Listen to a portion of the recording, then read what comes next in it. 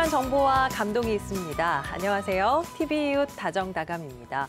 발견하면 이미 너무 늦었다. 어마어마한 통증이 있다. 이런 수식어가 따라다니는 질환, 바로 췌장암입니다. 때문에 췌장과 관련한 질환이라고 하면 가슴이 덜컥 내려앉는다는 분들 많으신데요. 오늘 알면 알수록 의학 지식이 쌓이는 의학 알지에서는요, 췌장 질환의 원인과 증상, 또 치료 방법을 대전 성모병원 소화기내과 전문의 박원석 교수와 함께 알아보겠습니다. 교수님 어서 오세요. 네, 안녕하세요. 네, 먼저 췌장 질환에 대해서 좀 자세히 알아보기 전에 췌장이 우리 몸에서 어느 정도 위치에 있는지 좀 알아보면 좋을 것 같아요. 예, 췌장은 우리 이자라고도 하고요. 췌장의 길이는 보통 한 15에서 20cm 정도 되는 곳에 있는데 주로 배꼽 위쪽에 상복부라 그러죠. 위에 위쪽이고 약간 좌측으로 배꼽에서부터 저쪽 등 쪽으로 그리고 좌측 옆구리 쪽으로 길게 뻗어져 있고요. 보통은 배꼽 주변을 머리, 그다음에 머리를 혈관을 지나면서부터 몸통, 그다음에 꼬리 이렇게 세 부분으로 나눠서 얘기합니다. 그리고 이것은 복강안이 아니라 복강 뒤에 있는 후복막강이라는 아주 깊은 곳에 위치하고 있고요. 췌장의 머리가 좀 전에 설명드린 대로 배꼽 주위에 있고 몸통과 꼬리는 윗배 그리고 옆구리 쪽으로 가늘고 길게 있기 때문에 한눈에 수술을 할 때 한눈에 보이지 않고 길게 뻗어져서 한눈에 들어오지 않는 특징을 갖고 있고요. 또 이렇기 때문에 췌장 질환이 발생했을 때 배꼽 주변에서부터 통증이 발생할 수도 있고 그다음에 꼬리 쪽에 발생했을 때는 옆구리 또 등 쪽에 같이 붙어 있기 때문에 등 쪽으로 염증이 번지면 등 통증까지 같이 여러 부위에 다양한 통증이 나타날 수 있습니다. 길이가 길기 때문에. 예, 길이가 길고 여러 쭉 뻗쳐 있기 때문에 그런 특징을 갖고 있는 것이고요. 이 기능이 우리가 제일 잘 알고 있는 당뇨병하고 췌장의 기능하고 밀접하게 관계가 있죠. 왜냐하면 당뇨병이 유발되는 게 인슐린과 관계돼서 유발이 되는데 인슐린이나 성장 호르몬 등 그런 내부비 기능을 담당하는 것이 췌장이고요. 그리고 또 한 가지 기능을 갖고 있는 것이 외분비 기능이라 그래서 췌액을 내보내서 우리 몸에 들어온 음식들을 잘게 분해해서 우리 몸 피 속으로 흡수하는 데 역할을 하는 외분비 기능, 그렇게 두 가지 기능을 갖고 있고요. 이 췌장 질환에도 여러 좀 종류가 있을 것 같거든요.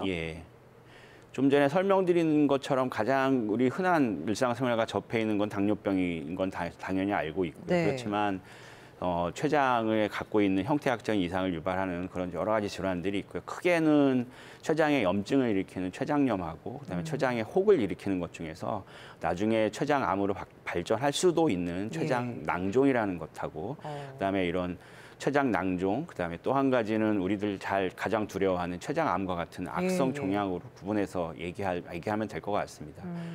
췌장염증의 경우에는 보통은 한 번에 급작스럽게 오는 급성 췌장염이 있고요. 그다음에 이것이 여러 번 반복되거나 한 번의 통증으로 바뀔 수 있는 만성 췌장염으로 구분이 되고요. 두 질환 모두 술과 알코올과 밀접한 관계가 있고 또 담석이나 이런 질환과 관련이 있습니다. 특히 알코올에 의해서 급성 췌장염이 발생하는 환자의 경우에는 보통 알코올 섭취 후에 하루나 이틀 정도 늦은 밤에 죽을 정도의 통증이 찾아온다고 합니다. 환자분들 물어보면 어느 정도 아프냐고 말하면 말을 못할 정도의 통증이거나 아니면은 말을 하면 거의 죽을 뻔했다 이 정도의 아주 심한 통증이 있어서 응급실에 실려오는 경우가 있고요. 이렇게 또 만성 췌장염이라 그런 것은 이렇게 한 번의 발병 이후에 너무 심하게 한 번에 발병했기 때문에 후유증으로 나타나기도 하지만 이런 술을 반복적으로 드시게 되면 이게 췌장이 조금씩 섬유화가 생기고 염증이 진행하고 이런 과정을 겪으면서 췌장 기능이 만성적으로 다시는 돌아오지 못하는 상태로 섬유화가 진행되면서 그런 것들을 만성 췌장염이라고 하고요. 그래서 만성 췌장염의 가장 흔한 원인은 여러 번 반복적으로 담석이 재발성 담석이 있어서 생기는 경우는 흔하지 않고 대부분 다 음주와 관계된다고 알려져 있습니다. 그러니까 알코올 섭취가 좀 중요한 그런 요인이 될 수 있다는 만성 말씀이신 췌장염인 것 같아요. 경우에는 알코올 섭취가 가장 주요한 원인이 되겠습니다. 그러면 또 췌장 물혹은 어떤가요, 선생님? 췌장의 물혹을 우리 췌장낭종이라고 의학적으로 얘기를 하고요. 특히 가장 흔한 거는 조금 전에 설명드린 급성 췌장염과 관련해서 급성 췌장염의 염증이 물을 만들고 그게 꼭 물혹처럼 관찰되는 경우를 가성낭종이라고 하죠. 가성이라는 말에 섞여 있듯이 가짜 낭종이라는 뜻이고요. 이거는 흡수되거나 나중에 합병증을 만들지도 하고요. 우리들이 얘기하고자 하는 거는 그걸 제외한 진짜 낭종이죠. 정말 혹이죠. 혹인데 물이 차여 있는 혹이고요. 그래서 이렇게 가성낭종과 진성낭종 두 가지로 구분이 돼서 얘기를 하고요. 이렇게 네네.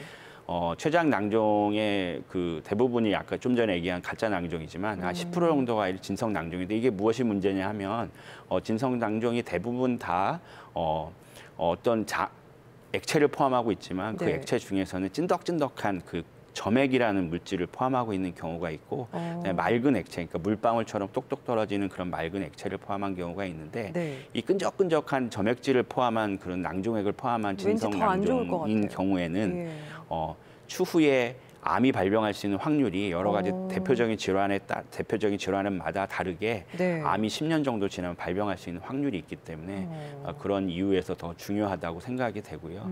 이 중에서 그 가장 대표적인 거는 점액낭종성 종양이라는 것하고 예. 혈관내 유두상 어려운 얘기인데 점액 종양이라는 그 대표적인 종양들이 있는데 이런 것들이 앞에 있는 점액낭종성 종양 같은 경우에는 10년에 40% 정도 난소에 생기는 종양하고 거의 비슷하고 모양도 비슷합니다. 그리고 혈관내 유두상 점액 종양은 위치에 따라 조금은 다른데 예. 그 주체관이라고 하는 굵은 체관에 생기는 경우는 60% 정도, 그다음에 부체관에 생기는 경우가 가장 흔하긴 한데 이건 한 5% 정도 생긴다고 얘기하고 있습니다. 그래서 예.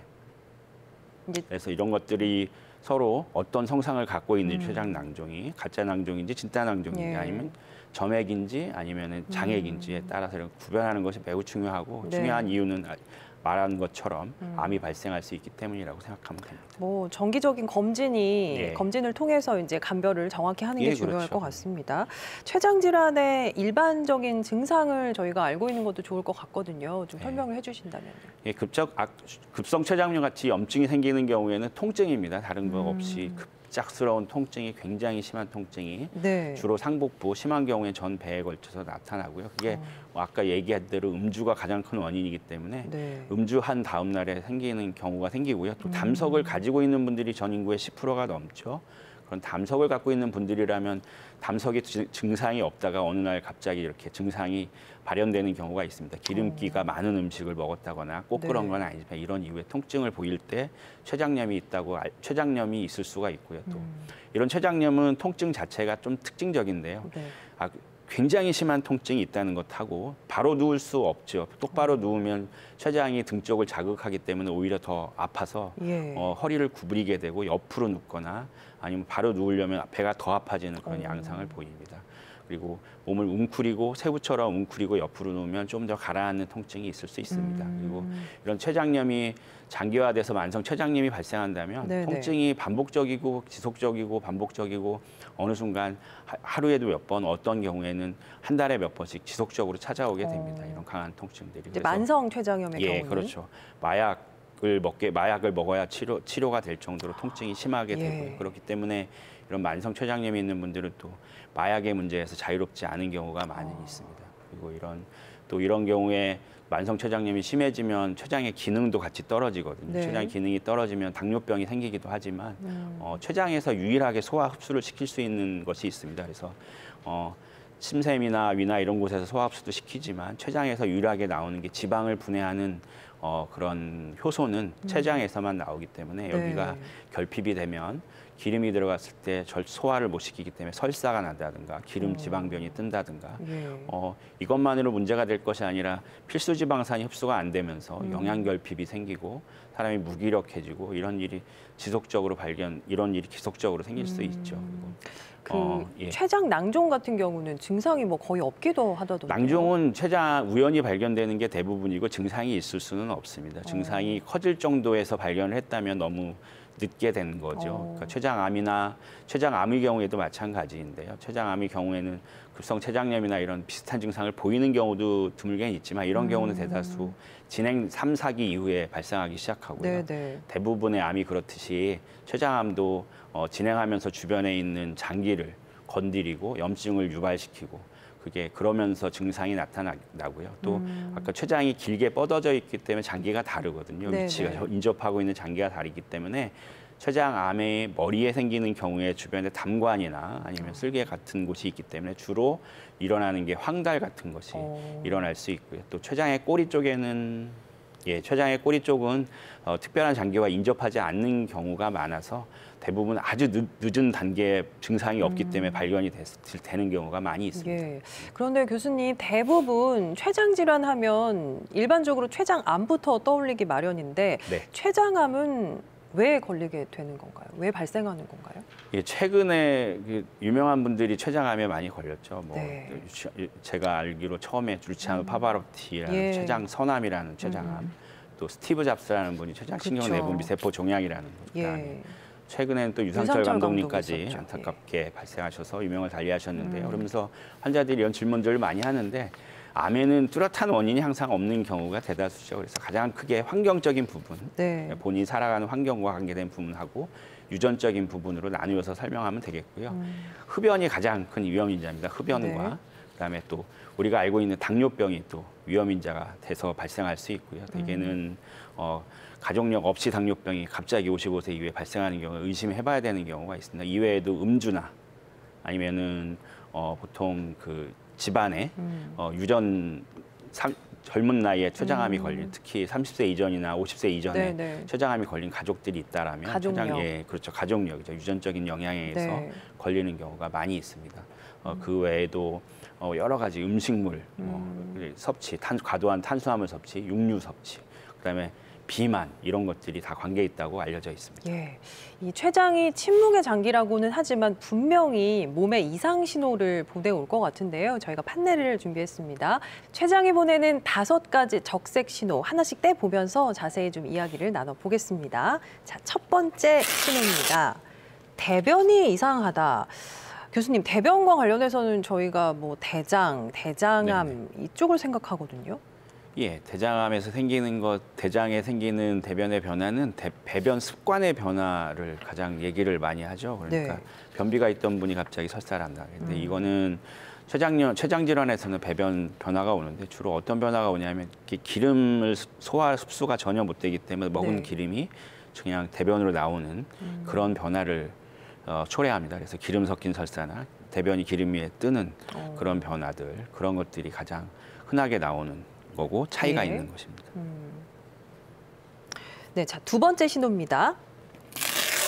속이 아프다거든요. 이건 또 위장 장애가 아닐까 생각할 수 있는데 어떤가요? 췌장이 뱃속에 있는 장기이기 때문에 당연히 배가 아플 수 있고요. 이런 것들은 가장 흔한 복강 내 기관에 생기는 질환의 가장 흔한 증상 중 하나겠죠. 그래서 네.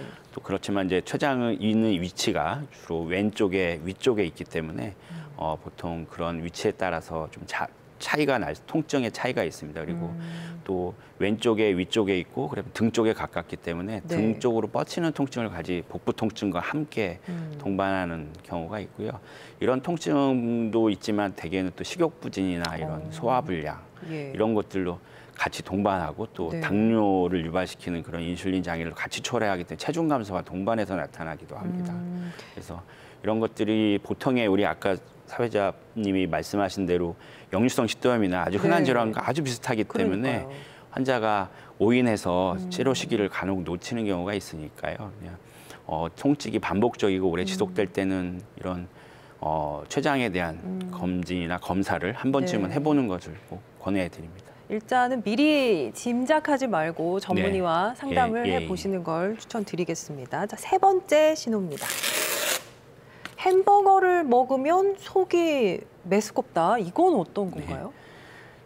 계속 얘기해드리지만 췌장은 소화 효소를 분배하는 기관이죠. 그리고 네. 햄버거는 아마도 제가 알기로 패티가 다 그 기름에 튀긴 음식이지 않습니까? 그러니까 먹으면 소화가 안 될 테죠. 심한 경우에는 소화가 안 되고 소화불량이나 여러 가지 지방이 네. 높은 음식이기 때문에 유발시킬 수가 있고요. 설사를 같이 유발시키기도 하고 메스꺼움을 유발하기도 하고 또 이것 말고도 지방 함량이 높다라면은 뭐 최근에 네. 많이 드시는 아보카도나 뭐 치킨도 그렇을 테고 그런 것들 모두 다 비슷한 증상을 그렇군요. 유발시키는 경우가 있겠죠. 예. 자, 뭔가 기름진 것을 먹을 때 속이 메스껍다면 또 의심해 보실 수 있을 것 같고요. 자, 4번째입니다. 살이 빠진다. 살이 사실은 갑작스럽게 빠졌을 때 여러 가지 질환을 의심해 볼 수가 있잖아요. 네. 체중 변화가 있다면은 가장 흔하게는 일단 갑상선 질환, 네. 그다음에 당뇨 질환을 가장 먼저 얘기를 하는데 그런 것이 없다라면 이유 없이 살이 빠지는 환자분들 많은 포션에서 많은 부분에서 암과 관련해서 체중이 빠지는 경우가 많습니다. 그렇지만 네. 위장관이나 소화관에 문제가 생긴 경우에는 다른 문제들도 같이 동반하지만 췌장은 사실 증상이 없으면서 체중 변화만 많이 유발되기도 하고 당뇨와 관계가 되기도 하기 때문에 네. 또 체중 변화가 아주 심하게 옵니다. 그래서 한 3개월 사이에 10kg 이상, 5kg 이상 이렇게 빠지는 경우가 아주 다반사입니다. 예. 자, 마지막 5번째 신호 보겠습니다. 자, 깁니다. 40세 이후에 당뇨 조절이 잘 되지 않는다. 40대 이후에 당뇨병이 새로 생긴다든지 또 잘 조절되던 당 수치가 갑작스럽게 나빠졌을 때 이 췌장과 관련된 걸 의심해 봐야 되는군요. 당뇨병이라는 것이 췌장암의 결과로 생기기도 하고 네. 당뇨병이 오래되면 당뇨병 자체가 췌장암을 유발시키는 위험 인자이기도 합니다. 그렇다 보니 갑자기 당뇨병이 가족력이나 의심할 만한 이유가 없는 상황에서 젊은 나이에 네. 당뇨병이 갑자기 생긴다든지 아니면 치료가 잘 되고 있던 당뇨병이 이유 없이 치료가 갑자기 안 된다든지 이럴 때는 한 번쯤은 췌장에 문제가 있는지를 체크해 보는 것을 권해드립니다. 네. 그렇군요. 이 췌장암의 경우에는 증세가 발견됐을 때 병이 이미 많이 진행이 됐다라는 경우가 많다고 들었거든요. 네. 특별한 증상이 없을까요? 보통의 암과 마찬가지로 주변 장기에 영향을 미치기 전에는 췌장 자체의 감각신경은 갖고 있지 않기 때문에 전혀 증상을 유발시키지 않습니다. 또 하지만 췌장암이 어느 정도 진행하는 경우에 그래서 췌장의 머리에 생기는 경우에는 주변에 있는 담관을 침범해서 황달을 유발하거나 실제로 황달이 유발되는 경우가 췌장 두부, 췌장 머리에 생기는 암의 80% 이상에 해당된다고 네네. 하고요. 또 이런 황달이 생겨서 황달을 본인이 인지하지 못하고 소변색 진한 콜라색으로 피오줌이 나온다고 얘기하시는 분도 계시고 네. 황달은 대변에 섞여서 대변을 노랗게 만드는 물질이기 때문에 대변 색깔이 벽돌색으로 회색 대변을 얘기하시는 분들도 가끔은 계십니다. 또 그렇지만 대부분은 피부가 노랗게 변하고 이런 황달로 인해서 가려움증이 생겨서 오시는 경우가 많고요. 또 췌장이 또 몸속에 아주 깊은 곳에 있고 등 가까이 있기 때문에 등 통증으로 오시는 분들도 드물게 있습니다. 앞서서 말을 했지만 뭔가 증상이 생겼을 때는 뭐 이미 늦은 경우가 많기 때문에 그 전에 저희가 자가 체크리스트를 만들어서 좀 점검을 해보면 좋을 것 같은데 자가 체크리스트가 혹시 있을까요? 네, 화면 한번 보실까요? 네. 예, 특별한 이유 없이 6개월 동안 평소 체중의 5% 이상이나 기관하고 관계없이 지속적으로 체중이 4.5kg 정도 이상 체중이 감소됐다 이런 경우 하고요. 갑작스러운 체중 감소. 그다음에 두 번째는 비만하지 않고 가족력도 없고 특별한 위험 요인도 없는데 갑자기 당뇨병이 발생하는 경우. 그다음에 특별한 원인이 없이 기존에 앓던 당뇨병이 갑자기 악화되는 경우.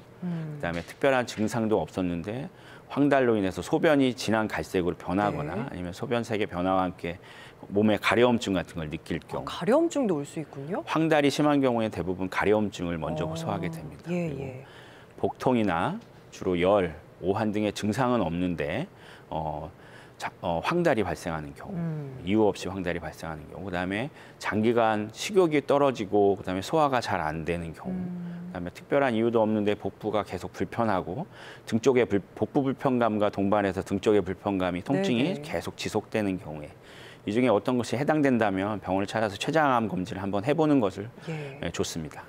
지금 이제 다정다감 시청하고 계신 여러분들도 체크리스트 꼭 한번 확인해 보시면 좋을 것 같습니다. 췌장암의 경우는 뭐 고령이라든지 또 말씀하신 가족력이 있는 경우 또 흡연 등이 위험도를 높인다고 하죠. 예, 맞습니다. 보통 췌장암은 90% 이상이 대개 50대 이후에 나타나고요.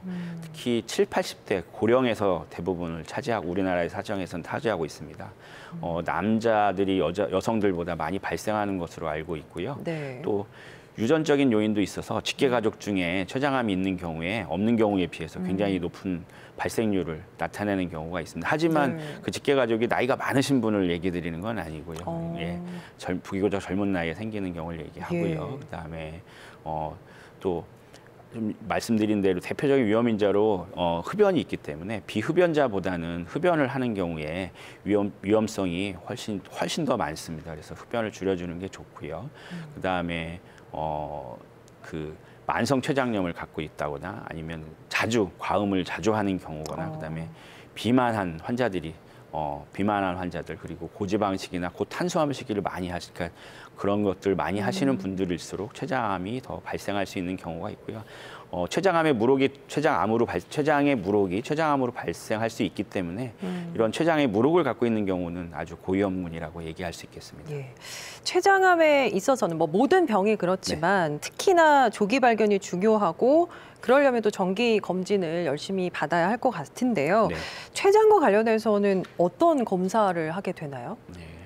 되게 췌장암이 있는 경우, 췌장에 염증이 있는 경우에는 특별한 통증, 아주 전형적인 통증이 있고, 그다음에 혈액 검사를 하면 우리 많이 얘기 들어본 아밀라제라는 수치하고 네네. 리파제라는 게 혈액에서 어느 정도 수치가 있거든요. 근데 그 수치를 체크해 보면 올라가 있는 경우가 많이 있습니다. 그래서 네. 그다음에 세 번째는 CT나 MRI 같은 영상 검사라고 그러죠. 그런 세 가지를 찍어서 그 중에 어떤 퍼센티가 높으냐에 따라서 그런 것들을 가지고 진단을 할 수 있고요. 그다음에 췌장암 같은 경우에는 보통 CT나 MRI 그다음에 혈액 검사로 CA19-9라는 수치를 측정을 해서 네네. 그 췌장암과 관련해서 이제 췌장암을 진단하기도 하고 그 췌장암을 미리 예견하기도 하는데 네. 사실은 이런 CA19-9라는 수치나 아니면 우리 초음파 그 검진에서 많이 하는 초음파 이런 것들이 정확한 진단이 어려운 경우가 매우 많아서 되게 매우 제한적이고요. 그래서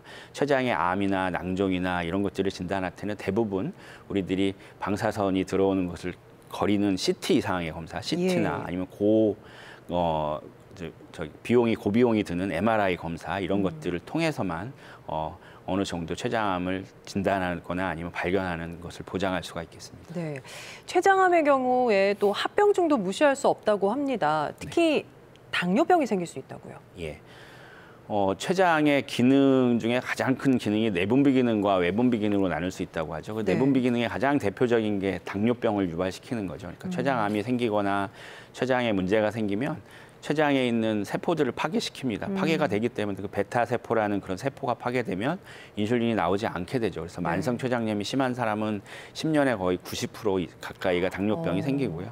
췌장암이 있는 분들은 아까 당뇨와 밀접한 연관이 있다고 말씀드렸듯이 아주 췌장암이 진행할 때 갑자기 당뇨병이 생기거나 아니면 당뇨병이 악화되거나 이런 일이 발생할 수 있습니다. 예, 이 췌장 질환이 암으로 이어지지 않아야겠지만 혹시라도 췌장암으로 진단을 받았을 때 치료 방법은 어떻게 결정을 하나요?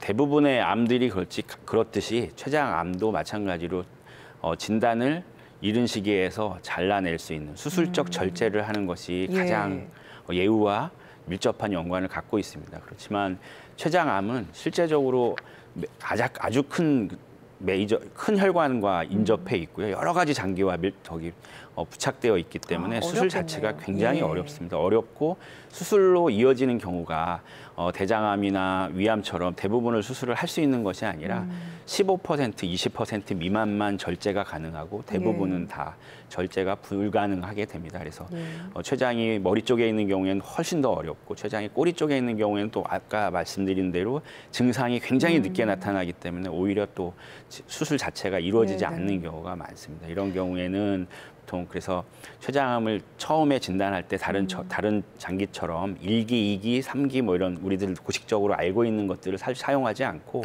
가장 중요한 절제 가능기냐, 네. 절제 불가능기냐 이렇게 나눕니다. 그래서 그 중간에 있는 것을 중간에는 그냥 보더라인으로 얘기를 하고요. 그래서 절제 가능기면은 수술을 하고 절제가 불가능하거나 보더라인, 애매한 경우에는 항암 치료를 먼저 하고 난 다음에 수술을 할 수 있도록 하고 있습니다. 네, 오늘 교수님 말씀을 들으면서 계속 드는 생각이 이 췌장 질환은 최대한 어떻게든 좀 피해야 되는 그런 질환 같거든요. 예, 맞습니다. 췌장 질환 예방은 어떻게 할 수 있을까요? 췌장암을 유발시키거나 췌장염을 유발시킬 수 있는 위험인자들을 피하는 게 가장 큰 예방 목적이겠죠. 그래서 음주를 절제하고 줄이는 것이 가장 도움이 되고요. 또 하나 췌장암이 담배와 흡연과 연관이 깊기 때문에 흡연 역시 피해야 될 습관이고요. 세 번째는 비만과 관련되는 경우, 그러니까 비만을 피하도록 노력하면서 또 하나는 비만을 유발시킬 수 있는 그런 음식들이 고탄수화물, 그다음에 고지방식이들을 할 경우에 췌장암이 발생할 수 있으니까 그런 것들을 피하는 게 가장 좋고 콜레스테롤이 높아지고는 나빠지면 담석과 연관이 되기도 하기 때문에 그 담석을 줄이는 것도 어떻게 보면 췌장염을 줄일 수 있는 하나의 역할이기도 하거든요. 이런 것들을 피하는 것이 가장 좋겠죠. 뭐 어떤 다른 일반적인 암과 아주 큰 차이를 보이는 것은 없습니다. 지금 말씀하신 부분은 좀 신경을 쓰면서 정기적인 검진을 해야 될 것 같습니다. 자, 오늘 췌장 질환에 대해서 대전 성모병원 소화기내과 박원석 교수님과 이야기 나눠봤습니다. 교수님 고맙습니다. 예, 감사합니다. 네, 다음 주 이 시간 의학 알지에서는요, 발바닥에 찾아오는 찌릿찌릿한 고통, 족저근막염에 대해서 알아보는 시간 갖도록 하겠습니다. 궁금하신 점 다정다감 홈페이지 시청자 게시판에 올려주시거나 아래 번호로 연락 주시면 저희가 답변해 드리도록 하겠습니다. 자, 오늘 준비한 소식은 여기까지입니다. 함께해 주신 여러분 고맙습니다.